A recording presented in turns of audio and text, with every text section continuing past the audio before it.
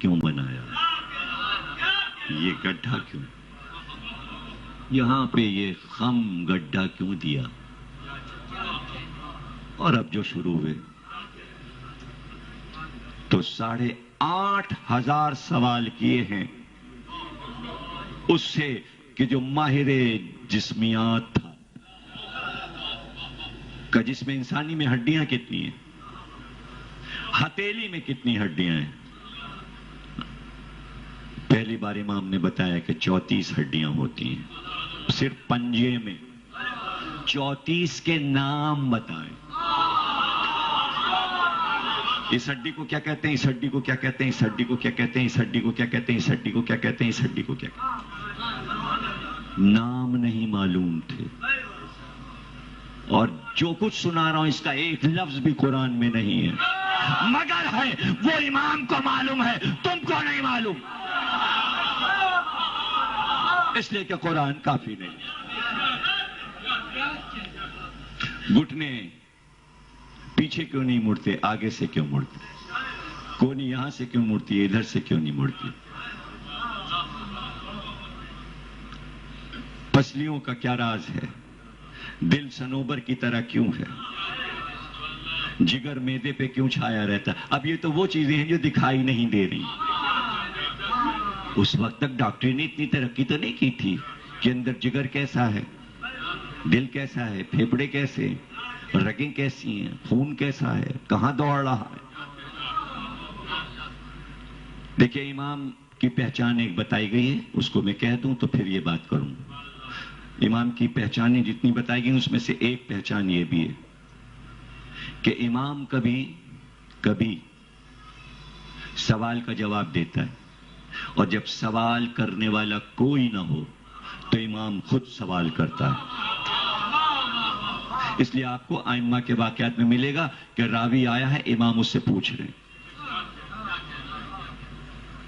یہ تعلیم کا ایک طریقہ ہے, اس لیے کہ سوال وہ کرے گا جو جانتا ہو, بغیر جانے سوال بھی نہیں ہو سکتا. دیکھیں جاہل کا سوال الگ ہوتا ہے, پڑھے لکھے کا سوال الگ ہوتا ہے. حالانکہ وہ ہندوستان سے ایک آیا ہے وید, بڑا پڑھا لکھا ہے, دوائیں بناتا ہے, بہت ماہر ہے, اور امام نے اس کو ایک دوا بنانے کے لیے دی ہے. حلیلے کا بیج کوٹ کے کہا یہ کوٹو, ڈیوٹی ہے اس کی. جتنے بھی طالب علم آتے تھے انہیں پریکٹیکل میں دوائیں بنانے کو دے دیتے تھے. نہیں دوائیں امام نے ایجاد کرائیں بیماریوں کی, نسخے امام کے ہی ہیں. طب امام صادق, کتاب پڑھ لو, نسخے دے دیے, آج تک وہ اپنی جگہ پر سالڈ نسخے ہیں, ڈاکٹر استعمال کرتے ہیں. وہ دوائیں امام کی بتائی ہوئی آئیں, نام بدل گئے مگر موجود.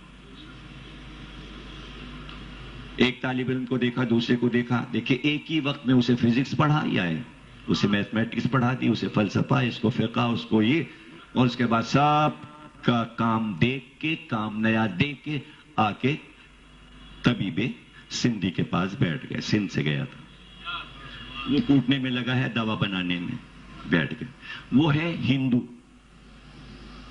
وہ کئی ہزار دیوتاؤں کو مانتا ہے, لا الہ پہ متفق نہیں ہے, ایک رب کو نہیں مان رہا. امام نے زبردستی بھی نہیں کی, شاگردی میں لے لیا, علوم سکھا رہے ہیں.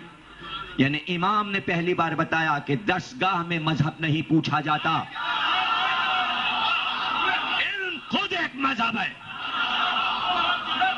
یہ پاکستان کی نئی باتیں چلی ہیں کہ بچوں کو خاص کے انگلی اٹھا کے کہا جاتا ہے تم روتے ہو, تم مجلس کرتے ہو. بچہ جب آ گیا درسگاہ میں, کالج اور اسکول میں, امن وہاں سے شروع ہوتا ہے, امن وہاں سے شروع ہوتا ہے.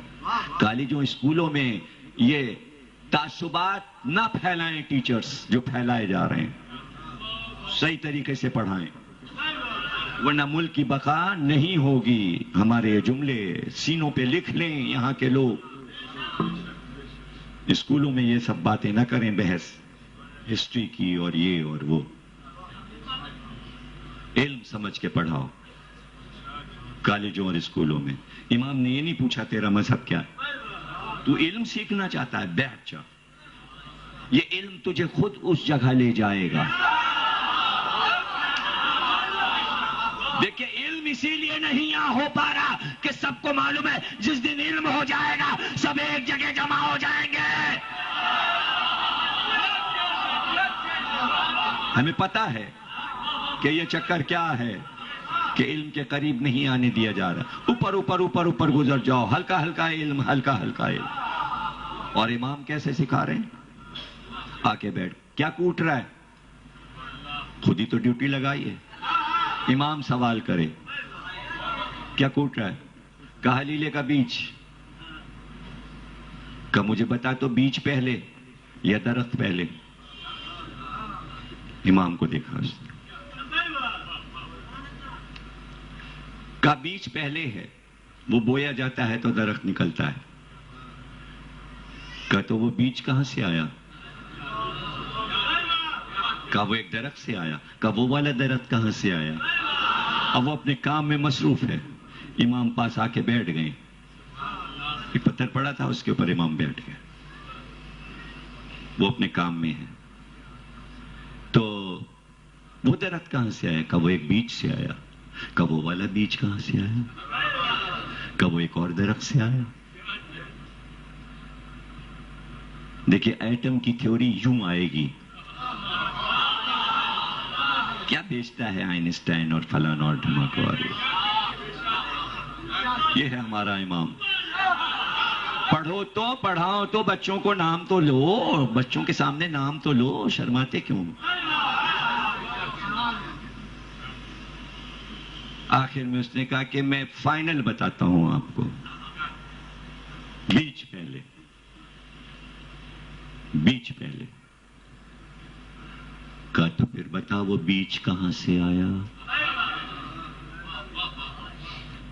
اب تو وہ کہے گا نہیں کہ درخت سے آیا، اس لیے کہ اس نے کہہ دیا فائنل، بیج پہلے۔ کہا ٹھیک ہے میں نے تیری بات مان لی کہ بیج پہلے، لیکن یہ بتا کہ وہ بیج کہاں سے آیا؟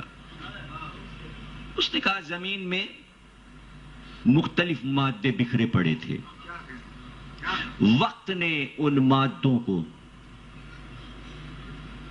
اکٹھا کیا، جب وہ کیمیکلز ملے تو بیج بنا۔ کہ میں نے تیری یہ بات بھی مان لی،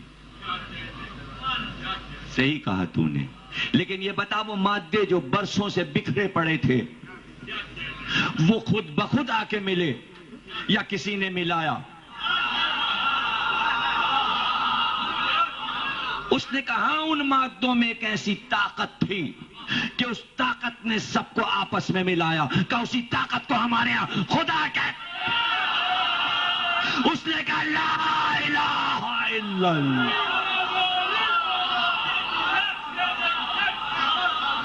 یہ دیکھیں مادہ، مادے کی طاقت۔ اس نے کہا لا الہ، جبر نہیں کیا، علم کے ذریعے اسے لائے عقیدے پر۔ یہی ہمارا 1400 برس سے شعار ہے۔ ہم تبلیغی مشن کیوں نہیں بناتے؟ اس لیے کہ ہم جبر کے قائل نہیں ہیں، علم کے ذریعے راہ دکھاتے جسے آنا ہے۔ مجلسیں اس لیے ہے کہ دروازہ کھلا ہوا ہے، جسے علم سیکھنا ہے آئے۔ وہ دور ختم ہو گیا جب بچوں کو کہو ان کی مجلسوں میں نہ جاؤ، یہ نہ کرو وہ نہ کرو۔ یہ باتیں چھوڑ دو، جو آتا ہے اسے آنے دو تاکہ ذہنوں کی کھڑکیاں کھلیں۔ یہاں سے سنیں گے تو اسکول اور کالج کی تعلیم میں کامل ہوں گے، اس لیے کہ یہ علم نور بن کر ذہن میں جاتا ہے۔ اس سے پوچھا بتا یہ پیشانی میں رگیں کیوں ہیں؟ اس نے کہا نہیں معلوم۔ جیسے جیسے پوچھتے گئے وہ کہتا گیا نہیں معلوم نہیں معلوم نہیں معلوم نہیں معلوم۔ حالانکہ بہت بڑا اپنے ملک کا یونان کا ماہر تھا، طبیات سے واقف تھا، یہ زندی وہ یونانی۔ ایک شاگرد بھی اگر ایک ملک سے آیا ہے اور وہ واپس گیا ہے تو اپنے ملک کا ہیرو ہے، اور جب وہ ہیرو جا کے اپنے ملک میں بتائے تو میں معلوم ہے کہ اس سے سیکھ کے آئے ہیں، اس کا نام جعفر صادق ہے، اس لیے کائنات میں نام گونجنے لگا۔ فقہ اور لوگ بھی لے کے آئے تھے لیکن کائنات میں فقہ پہچانی گئی جعفر صادق، اس لیے کہ صرف فقہ نہیں پڑھائی، ہر علم دیا، ہر علم سکھایا۔